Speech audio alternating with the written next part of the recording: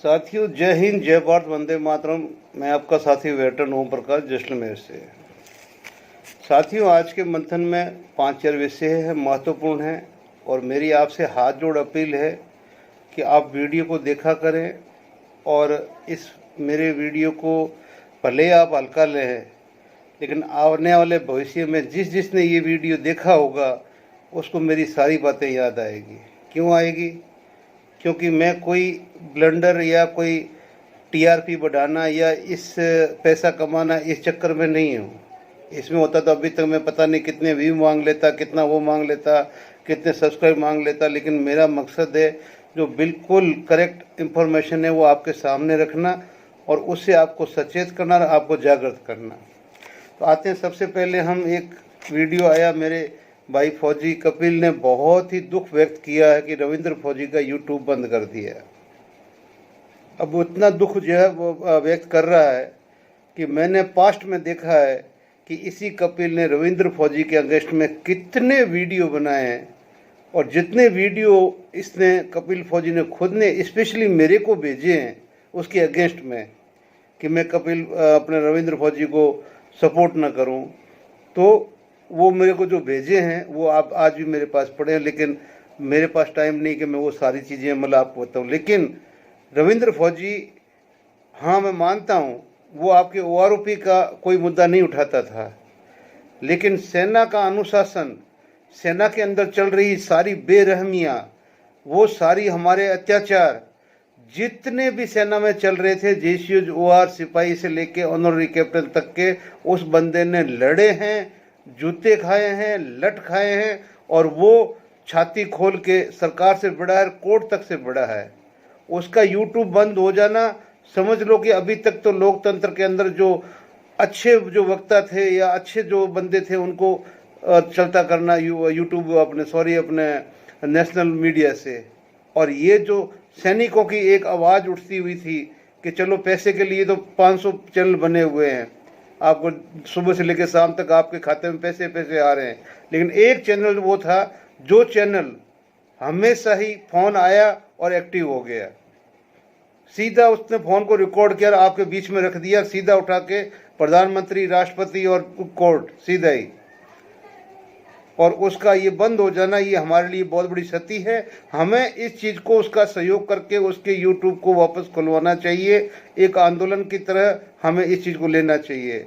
रविंद्र फौजी कोई गलत आदमी नहीं है, उसका कोई गलत वीडियो नहीं है, कोई गलत अपना उसकी लैंग्वेज नहीं है, कोई गलत उसका इरादा नहीं है।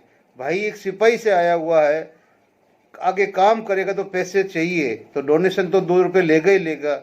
वो भी उसके भी कम से कम 20 वीडियो हमारे भाई ने बनाए। आज वो 100 चूहे का के बिल्ली हज को चली और बड़ा मतलब हमदर्द बन रहा उसका। थैंक यू भैया, कम से कम बोल रहे मरने के बाद तो सब उसको भलाई कहते हैं। तो कोई बात नहीं, कल इसका चैनल फिर खड़ा होगा, ये बंदा फिर खड़ा होगा और फिर ये अपनी आवाज़ बुलंद करेंगी, ऐसी मैं आशा करता हूँ। लेकिन कपिल जी, ज़्यादा खुश होने की ज़रूरत नहीं है, आप अपनी जगह पे रहो। दूसरी, आज भिवानी के अंदर पुलिस तो हमें ठोकती थी, पीटती थी और हमारे वो करती थी लाल, लेकिन अब तो पुलिस के साथ साथ टोल भी शुरू हो गया है। सर्विंग सोल्जर को, सर्विंग सूबेदार साहब को, ईएमई कोर के सूबेदार साहब को अच्छी तरह से उसकी वाइफ को, उसकी गाड़ी को तोड़ दिया। भिवानी के अंदर केस हुआ है। अब देखते हैं कि पटियाला के कर्नल साहब के तर्ज के ऊपर हमारे हरियाणा के सैनिक क्या करते हैं। ये चीज़ हरियाणा वालों के लिए भी है कि जैसे आज अफसरों ने कुछ नहीं किया तो भी वहाँ के जेसीओ जवानों ने इकट्ठे होकर और कर्नल की बीवी के साथ में खड़े हो गए। आज इस सूबेदार साहब की जो एक्टिव सर्विस में है, इसकी बीवी के साथ में कितने खड़े होते हैं, ये भी हमें देखने वाली बात है और हमें आगे बढ़ के ये चलना चाहिए। इसमें भी पुलिस की बहुत 2-3 जगह गलती है। मेरे को अपने महेश के चैनल से ये न्यूज़ मिली और मैंने आप तक पहुंचाई है।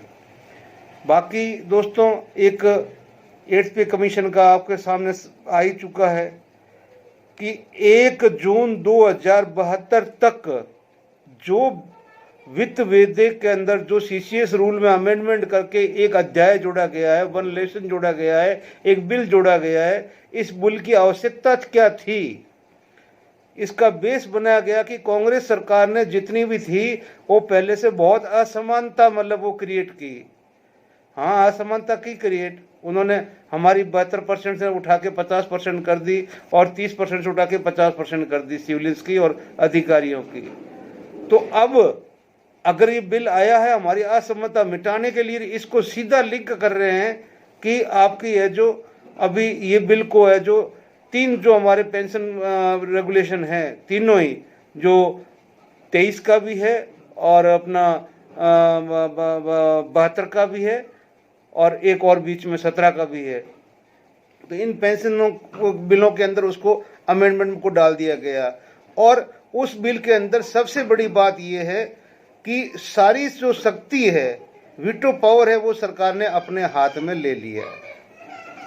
वो चाहे उसमें असमानता कर सकती है, वो चाहे उसमें असमानता नहीं कर सकती है। ये सरकार के ऊपर डिपेंड है, सरकार के विवेक के ऊपर डिपेंड है। अब पता नहीं, हमें लगता है कि हो सकता है कि सरकार हमारे को 1 रैंक 1 पेंशन की जगह अभी वापस अपना 70% देने की कोशिश में हो, तो हमारे को 70% मिलने वाला है। वो लोग जो अभी हमारे सरकार को, क्योंकि जिसने सरकार के काम को नज़दीक से नहीं देखा है, उनको तो सभी को 70% हो जाएगा, सबकी पेंशन 70% है। जिसने सरकार को नज़दीक से नहीं देखा है, सिर्फ जय श्री राम है और जिंदाबाद है, बस 2 चीज़ देखी है। इससे पहले ऐसी कोई सरकार नहीं थी हिंदुस्तान के अंदर, ठीक है ना, कोई नहीं थी भी नहीं, ऐसी अच्छी सरकार नहीं थी। और जिसने इस सरकार की काम करने के तरीके को देख लिया, जो ORP 1 देती है, ORP 2 देती है, तब उसको टर्म्स ऑफ एंगेजमेंट याद नहीं आता है, और जब बाहर पड़ता है तो टर्म्स ऑफ एंगेजमेंट तीसरे में लागू कर देता है सीधा 85 तक। सोचिए आप, जिन एयरफोर्स नेवी के जवानों ने 44 साल तक की नौकरी की थी, उनको उठा के 28 साल पे लाके पटक दिया। तो ये हुआ था। तो जब आपको ये पता चल चुका कि ये आखिर होने वाला क्या है और ये वीटो पावर सरकार ने अपने हाथ में क्यों लिया है, इसका सबसे बड़ा उदाहरण मैं बताता हूँ। जब हमने 16 के अंदर ORP के ऊपर जो सुप्रीम कोर्ट में हमारा केस गया था, सुप्रीम कोर्ट में 23 में बिल्कुल केस को डिसमिस कर दिया था, ये कह के कि इसके अंदर हम दखल नहीं देंगे सरकार के किसी भी वित्तीय मामले के अंदर, क्योंकि वित्तीय मामलों के अंदर सरकार को अपना खुद मैनेजमेंट करना पड़ता है। अब यहाँ पर ये वित्तीय मामला है तो इसके ऊपर कोई मुंह नहीं खुलेगा। अब आपके सामने एक ऐसी मतलब परिस्थिति पैदा हो गई है कि पहली बात तो आपके पहले ही जो बोलने वाले कितने हैं, ठीक है ना, बाकी तो सब मैं बोलता हूँ अपने मुंह से हमेशा ही कि 50 से 70% जो सैनिक है, हमारे पूर्व सैनिक है, वो सारे इस सरकार के गुणगान गाते हुए थकते नहीं सुबह से शाम तक, और इस सरकार के वो मतलब बिल्कुल कंधे के ऊपर बैठे हुए हैं या पाँव में बैठे हुए हैं, बिछे हुए हैं, सीधी सी बात है। और जो बाकी जो लड़ने वाले हैं, उनके दांतों के अंदर मैंने बताया पिछली बार की अंगुली घुमा दी है कि काटने वाले दांत ही नहीं है। अब रह गए अधिकारी बोलने वाले, तो भाई बोलने वालों के जो अंदर तो जिसके दांत नहीं है वो तो देशी जुवार है, उनके देख के साइड कर दिया, अभी काटने वाले इसमें कब दांत नहीं है, छोड़ दो साइड में।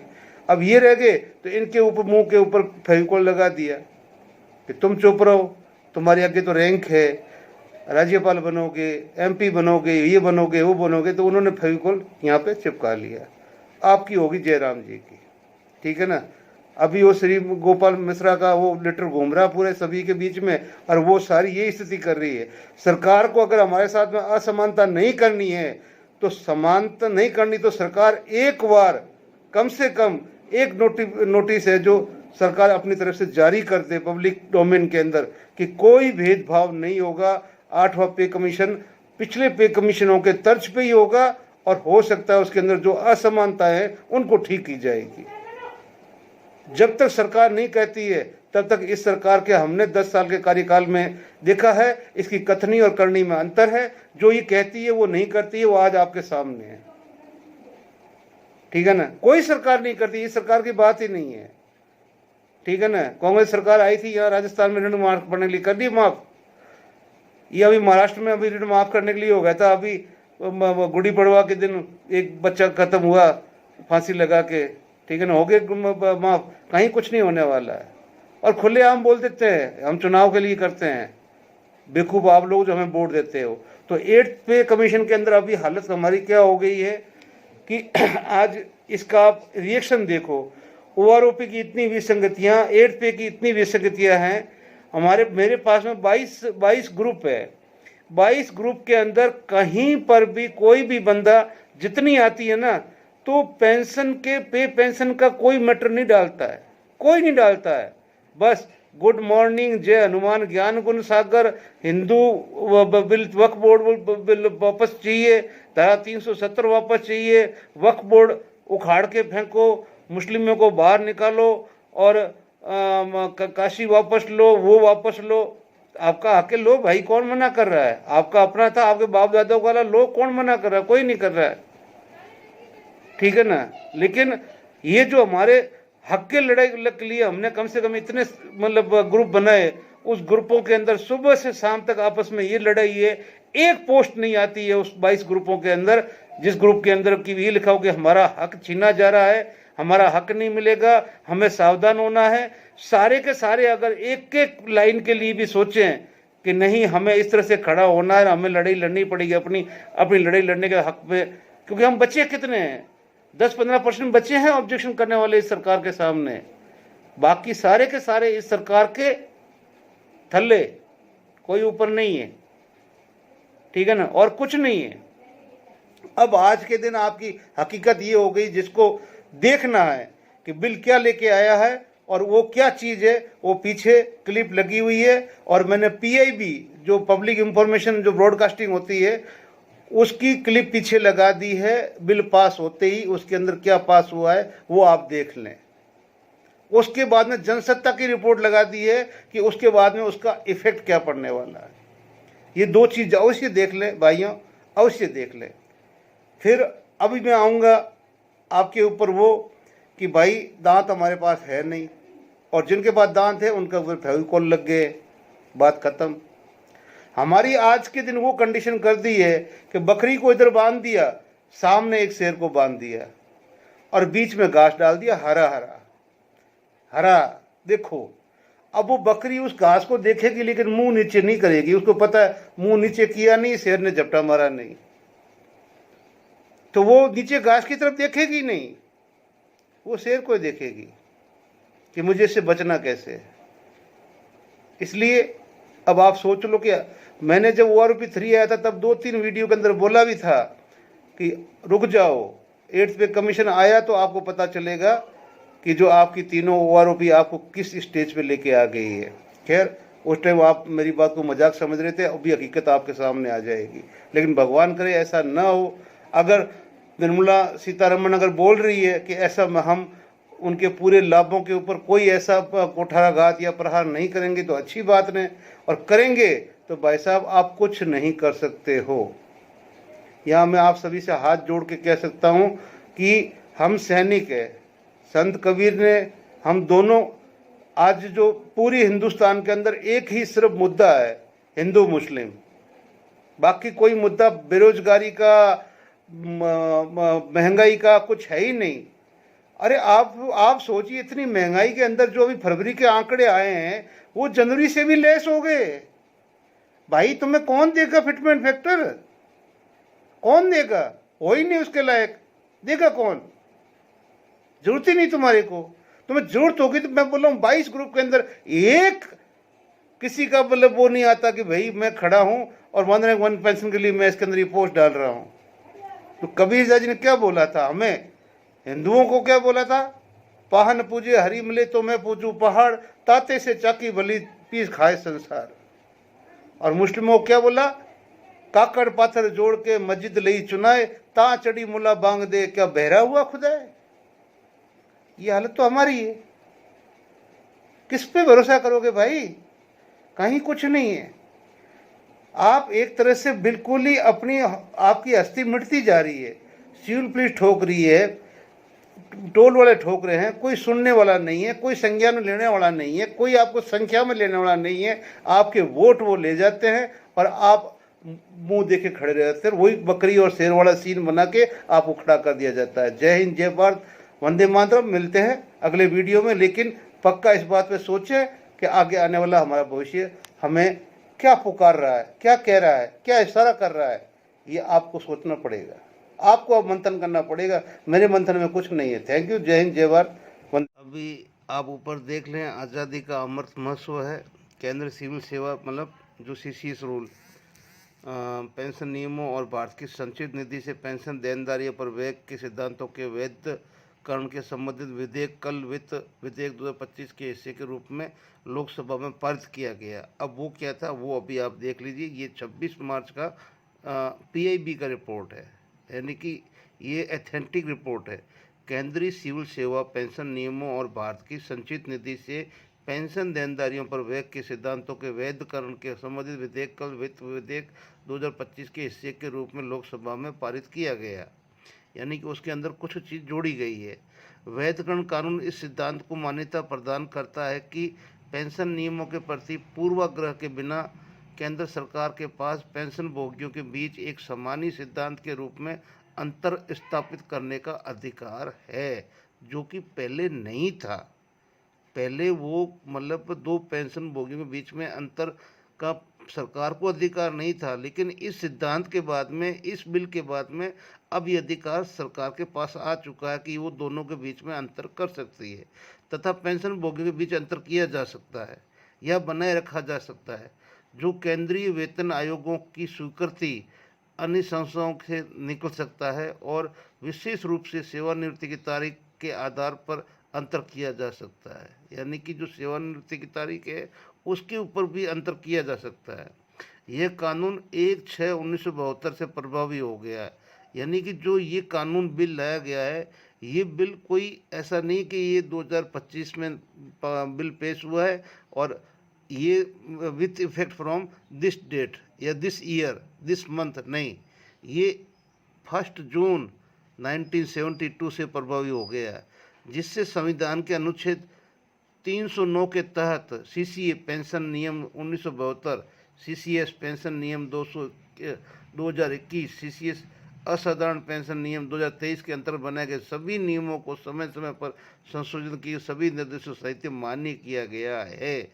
यानी कि ये जो प्रस्तावित जो चीज़ है, अंतर करने वाला अधिकार, यानी कि चाहे पेंशन की डेट से करे, रैंक से करे या समय से करे या उनकी वर्गीकरण से करे, जैसे कि हमारे ग्रुप ABCD से किससे करे, तो ये सारा अधिकार पहले जो CCS रूल जो 72 का था, हमारा CCS रूल पेंशन जो था, उसके अंदर ये पहले नहीं था। उसके बाद सुप्रीम कोर्ट ने भी इसको वर्गीकरण का असमानता का मतलब मौका नहीं दिया सरकारों को। अब ये जो एक मतलब असाधारण नियम है कि कैसे सरकार सब अपने हाथ में लेके और हमें वर्गीकरण कर सकती है, हमारे बीच में अंतर पैदा कर सकती है, और वो अपनी सरकार की इच्छा से कब कहाँ कैसे लागू होगा, अब वो सब सरकार के अपने हाथ में। CCS रूल के अंदर ये एक अध्याय जोड़ के इसको सरकार ने एक अपने हाथ में वीटो ले लिया है कि आप उसको कहीं भी चैलेंज नहीं कर सकते हो। जय हिंद, जय भारत, वंदे मातरम। क्योंकि इसको संसद की मंजूरी और हमारे पहले के 72 के 3 कानून हैं, उनके साथ में इनको जोड़ना ये दुर्भाग्यपूर्ण है। Thank you. जय हिंद, जय भारत। साथियों, ये जनसातक की न्यूज़ है 3 अप्रैल की है और उसमें क्लियर बताया गया है कि ये प्रश्न क्यों उठा कि 1 जनवरी से 2026 से जो पहले वाले सैनिकों को या पहले वाले जो पेंशनर्स हैं उनको है जो 8वें वेतन आयोग का फ़ायदा नहीं मिलेगा। तो ये विवाद उठने का कारण क्या है? 8th पे कमीशन क्या 1 जनवरी 2026 से पहले रिटायर होने वाले केंद्रीय कर्मचारी को 8वें वेतन आयोग के तहत फ़ायदा नहीं मिलेगा? केंद्रीय कर्मचारियों और सैनिक पेंशन भोगियों के बीच इस दिनों चिंता बढ़ गई है। ऐसा दावा किया जा रहा है कि केंद्र वित्त विधेयक 2025 संशोधन के जरिए पेंशन भोगी दो समूहों के बीच फर्क पैदा करने की कोशिश कर रहा है। इसमें से जो जनवरी 2026 से पहले जो सेवानिवृत्त हुए वो, और दूसरे जो जनवरी 2026 के बाद में होंगे। जहां तक पेंशन नियमों के हाल ही में किए गए संशोधन की बात करें तो मुख्य विपक्षी पार्टी कांग्रेस ने केंद्र सरकार का छिपा हुआ एजेंडा दिखता है हालांकि सरकार ने कहा कि हालिया संशोधन केवल मौजूदा पेंशन नीतियों का सत्यापन है और इसका उद्देश्य नागरिक और रक्षा पेंशन भोगियों के लिए लाभों में बदलाव करना नहीं है। तो ये मतलब अभी जो विवाद हुआ है, आपको बता दें कि फाइनेंस बिल 2025 में सेंट्रल सिविल सर्विसेज पेंशन नियमों में कुछ बदलावों के चलते यह मुद्दा उठा है। इस संबंध में all India trade union Congress और कांग्रेस सांसद केसी वेणुगोपाल ने आरोप लगाया कि सरकार उन पेंशनभोगियों को 8वें वेतन आयोग के लाभ से वंचित कर सकती है जो 2026 से पहले सेवानिवृत्त हो चुके या होंगे। तो ये बताया है AITUC की अमित्रजीत कौर ने इसे लाखों पेंशन विश्वासघात कहा है, जबकि वेणुगोपाल ने सरकार का छिपा हुआ एजेंडा बताया। कुछ मीडिया रिपोर्ट्स में यह भी कहा गया कि 8वें वेतन आयोग से सरकार पर 1 लाख करोड़ रुपए से ज़्यादा का वित्तीय बोझ पड़ सकता है, जिससे ये बदलाव जरूरी हो गया। लेकिन आपको बता दें कि वित्त मंत्री निर्मला सीतारमण ने इन अफवाहों और अनुमानों को पूरी तरह से खारिज कर दिया है। फाइनेंस बिल 2025 और एप्रोप्रिएशन नंबर 3 बिल 2025 पर बहस के दौरान जवाब देते हुए वित्त मंत्री ने राज्यसभा में कहा कि हाल ही में पेंशन नियम में किए गए बदलाव सिर्फ मौजूदा नीतियों का सत्यापन है। इससे किसी भी नागरिक या रक्षा पेंशन जवाब में पेंशन भोगी लाभ में बदलाव नहीं होगा। 8th पे कमीशन क्या है और इसका असर क्या होगा, आपको बता दें कि 8वें वेतन आयोग के गठन का ऐलान जनवरी 2050 में किया गया था। नए वेतन आयोग की सिफारिशें 1 जनवरी 2026 से लागू होंगी। नए वेतन आयोग के लागू होने से केंद्र कर्मचारियों और पेंशन का भोगियों के वेतन भत्ते पेंशन बढ़ोतरी होगी। आपको बता दें कि देश के हर 10 साल में एक नया वेतन आयोग बनता है और जिसके तहत सैलरी पेंशन में इजाफा होता है। तो लेकिन आपको बता दें कि वित्त मंत्री निर्मला सीतारमण ने इन अफवाहों अनुमानों को पूरी तरह से खारिज कर दिया है।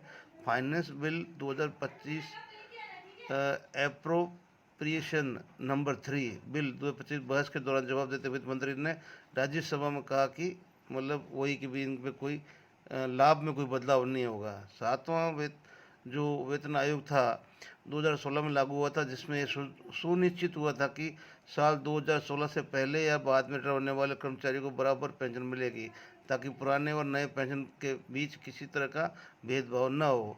सरकारी आंकड़ों के मुताबिक 1 मार्च 2025 तक करीब 36.7 लाख कर्मचारियों और 33.91 लाख पेंशन भोगियों इस कमीशन का प्रभाव पड़ा है।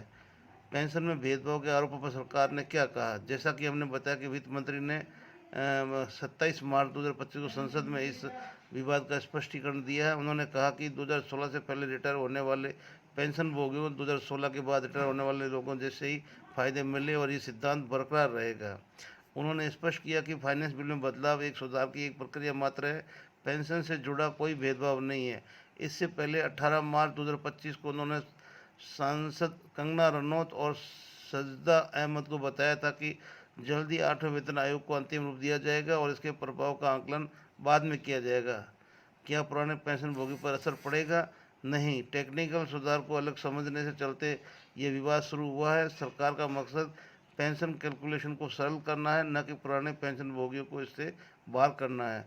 8वें वेतन आयोग की सिफारिशें 2026 के अंत या 2027 की शुरुआत में आएंगी और तब तक सभी पेंशन भोगियों के लिए संशोधन किए जाने की संभावना है। इससे पहले भी सरकार वेतन आयोग लागू करते हुए 1 साल का एरियर दे चुकी है, जिससे वित्तीय दबाव कम हो सके।